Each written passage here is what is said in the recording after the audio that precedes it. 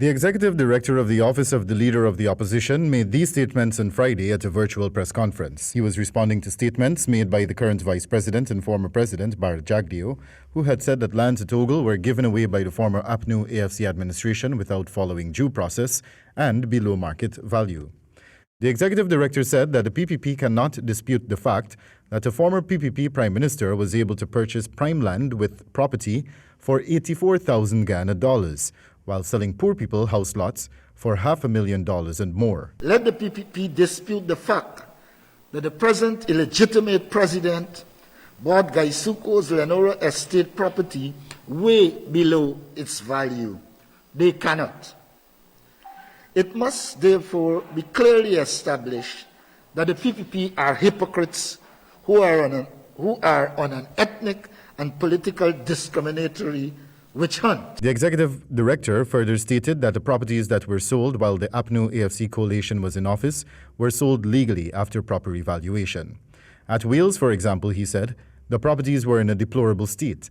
They were sold to Gaisuko employees who were living in them or had 10 years of service. They were sold at the current market value less 30%. Any government that cares for its people will support such an approach. Norton noted that it is clear from its actions that the PPP believes that only them, their families and friends must benefit from Ghana's patrimony and not African Guyanese and other ethnic groups who support the APNU AFC. The APNU AFC coalition calls on those persons who have purchased or leased lands and other properties to not return them since they were obtained legally. The APNU AFC coalition calls on the PPP regime to desist from dispossessing Guyanese of their legally acquired property and to recognize that they are setting a bad example. The PPP must recognize that all Guyanese have a right to share in our national patrimony and to note that the APNU AFC coalition will support the legal actions of those owners so that the courts can reaffirm their legal right to their property.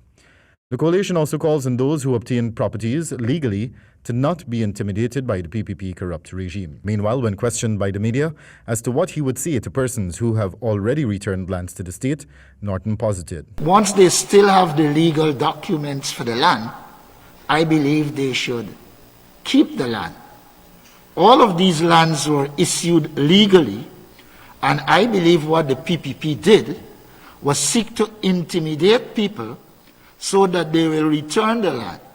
But I believe the return of the land is only possible if there is a legal agreement.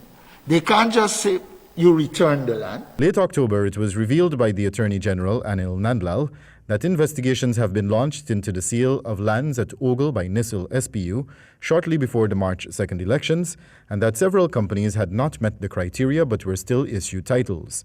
Several companies have since returned the lands to the state, while the PPP government has promised to be lenient with those who continue to do so. Wendell Badrie, Nightly News.